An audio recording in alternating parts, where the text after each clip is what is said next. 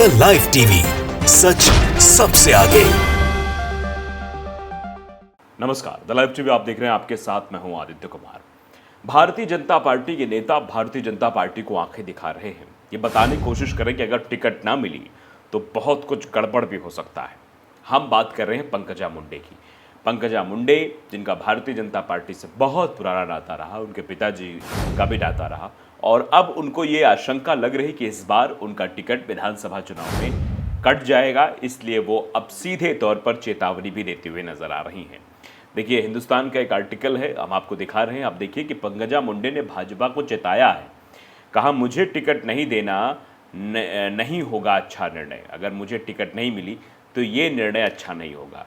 पंकजा मुंडे को 2019 में उनके चचेरे भाई और एनसीपी नेता धनंजय मुंडे ने पाली विधानसभा सीट पर हरा दिया था। पंकजा ने यह भी कहा कि वो निर्वाचन क्षेत्र नहीं खोज रही हैं, वहीं लड़ेंगी।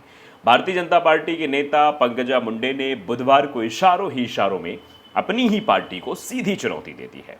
उन्होंने कहा कि 2024 में महाराष्ट्र में होने वाले विधानसभा चुनाव में उन्हें टिकट नहीं देने का निर्णय किसी भी राजनीतिक दल के लिए अच्छा नहीं होगा। आपको बता दें कि पंकजा मुंडे भाजपा के दिवंगत नेता और नरेंद्र मोदी की पहली सरकार में केंद्र में मंत्री रहे गोपीनाथ मुंडे की बेटी हैं। गोपीनाथ मुंडे का कहा जाता है कि महाराष्ट्र में बीजेपी को खड़ा करने में उनका बहुत योगदान था। महाराष्ट्र सरकार में मंत्री पद पर रह चुकी पंकजा मुंडे ने एक न्यूज चैनल द्वारा आयोजित कार्यक्रम को संबोधित करते हुए बात कही है। उन्होंने एक सवाल के जवाब में कहा कि मेरी पार्टी मुझे क्यों चुनाव में नहीं उतारेगी। मुझ जैसा उम्मीदवार को चुनाव में टिकट नहीं देना किसी भी पार्टी के लिए अच्छा निर्णय नहीं होगा। यदि वे ऐसा निर्णय लेते हैं तो उन्हें लोगों के प्रश्नों का उत्तर देना होगा।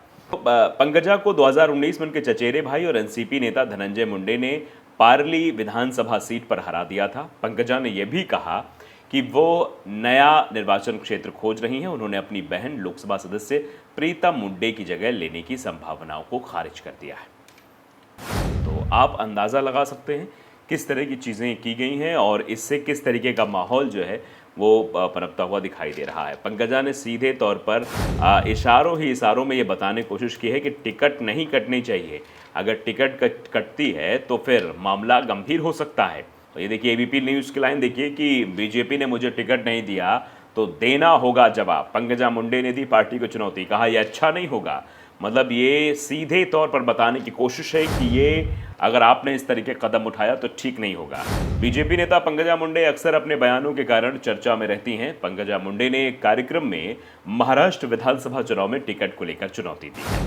तो क्या चुनौती दी है ये तो हमने आपको बता दिया। अब एबीपी न्यूज़ ने क्या कुछ लिखा है ये भी जरा देख लीजिए। बीजेपी नेता पंकजा मुंडे ने बुधवार को कहा कि 2024 के महाराष्ट्र विधानसभा चुनाव के वास्ते उन्हें टिकट नहीं देना किसी भी राजनीतिक दल के लिए अच्छा नहीं होगा। इशारों में किसी भी बोला, लेकिन इशारा तो भारतीय जनता पार्टी की ओर ही था। राज्य के पूर्व मंत्री मुंडे एक समाचार चैनल द्वारा आयोजित कार्यक्रम को संबोधित कर रही थी। उन्होंने एक सवाल के जवाब में कहा, मेरी पार्टी मुझे क्यों चुनाव में नहीं उतारेगी। मुझ जैसे उम्मीदवार को चुनाव में टिकट ना देना किसी भी पार्टी के लिए अच्छा निर्णय नहीं होगा। यदि वे ऐसा निर्णय लेते हैं तो उन्हें लोगों के प्रश्नों का जवाब देना होगा, उत्तर देना होगा। पंकजा को 2019 में उनके ही चचेरे भाई और एनसीपी के नेता धनंजय मुंडे ने पार्ली विधानसभा सीट पर हरा दिया था। पंकजा ने यह भी कहा कि वो नया निर्वाचन क्षेत्र नहीं खोज रही, यानी वो पार्ली से ही लड़ेंगी, विधानसभा पार्ली के बाहर नहीं जाएंगी।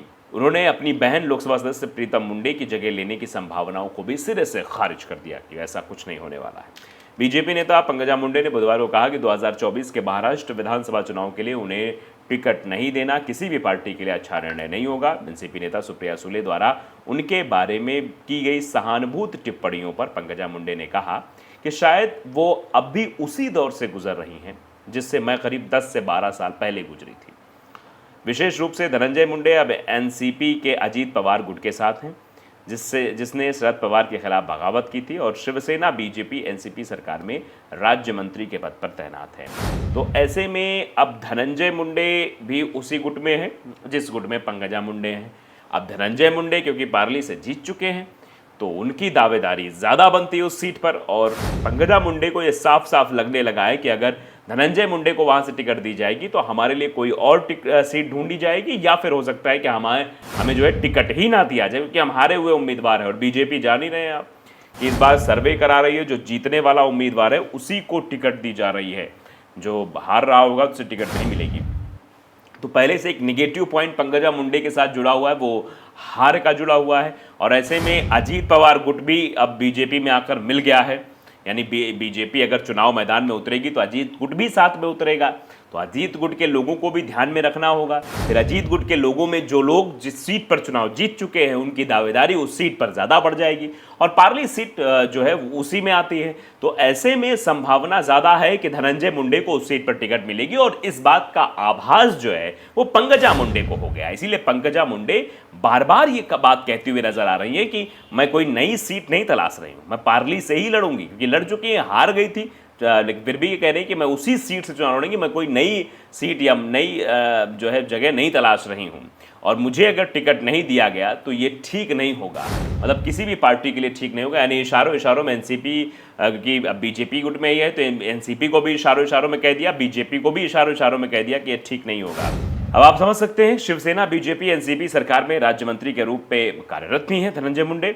बीजेपी नेता पंकजा मुंडे ने मंगलवार को पुष्टि की कि उनके परिवार द्वारा नियंत्रित एक सहकारी चीनी मिल को जीएसटी विभाग से नोटिस मिला है। महाराष्ट्र के पूर्व मंत्री यहां संवाददाताओं से बात कर रहे थे।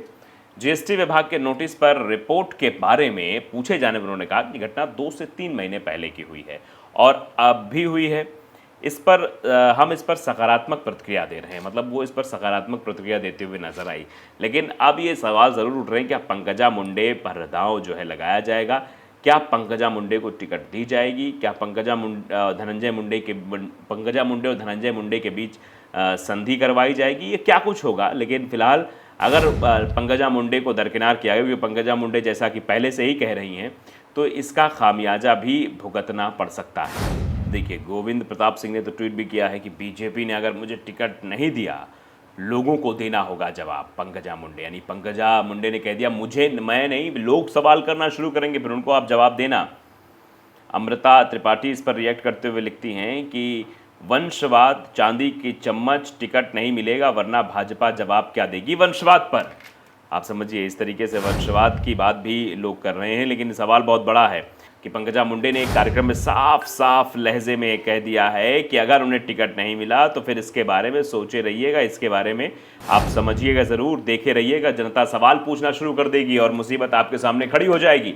ये बीजेपी को सीधी चुनौती देने की एक तरीका है ये जो पंकजा मुंडे की तरफ से अपनाया गया, क्योंकि पंकजा मुंडे को इस बात का इल्म हो गया है कि अजीत पवार गुट का आ जाना, धनंजय मुंडे को मंत्री बना देना, धनंजय मुंडे का पार्ली विधानसभा से मुझे हरा देना, धनंजय मुंडे की ज़्यादा जो है बढ़त जो है पार्ली विधानसभा सीट पर है, तो पार्ली की वो मांग करेंगे जहां से जीते, ऐसे में उनकी संभावना ज़्यादा है। मैं वहां से हारी हूं तो मेरी संभावना कम है, इसीलिए पहले से वो इस बात को बताना चाहती हैं कि मैं कहीं और से नहीं लड़ रही, यानी पार्ली से ही वो लड़ेंगी, और अगर मुझे टिकट नहीं मिला तो किसी पार्टी के लिए ठीक नहीं होगा। जनता सवाल पूछेगी, उसका जवाब देना होगा। द लाइव टीवी को अगर आपने सब्सक्राइब नहीं किया जरूर करिए, बेल आइकन दबाइए ताकि सच खबर आप तक पहुंचती रहे। नमस्कार। द लाइव टीवी, सच सबसे आगे।